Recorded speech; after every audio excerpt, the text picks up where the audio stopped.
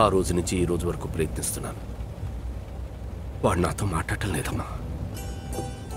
అయినా by God's grace వాడికి మంచి ఫ్రెండ్స్ అమరారు. వాళ్ళతో మాట్లాడుతూ నవ్వుతూ హాయిగా ఉన్నాడు.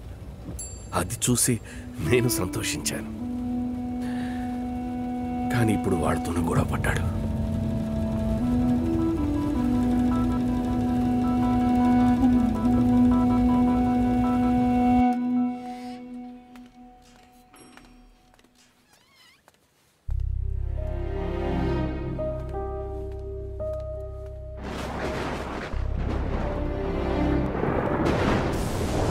హాయ్ గౌతమ్.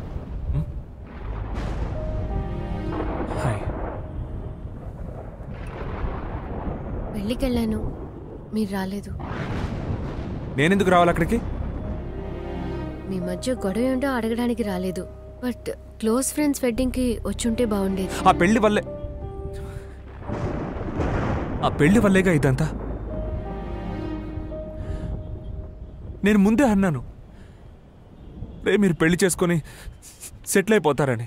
కానీ వాళ్ళే అన్నారు లేదు మావా మనం కలిసే ఉంటాం, చివరి వరకు ఫ్రెండ్స్గానే ఉంటాం, నేను వదిలి ఎక్కడికి వెళ్ళాం అని.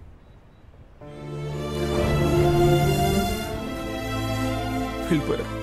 నాకు అర్థం అవుతోంది. నీకు అర్థం కాదు. చిన్నప్పటి నుంచి కలిసే ఉన్నాం. నాకు అసలు ఒంటరిగా ఉండే అలవాటు లేదు తెలుసా.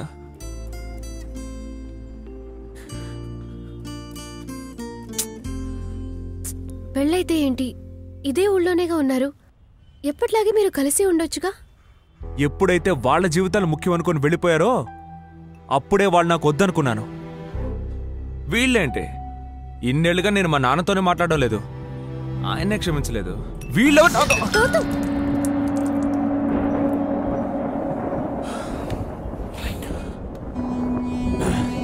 నువ్వు బయలుదేరు Priya. I just want be alone. Please leave.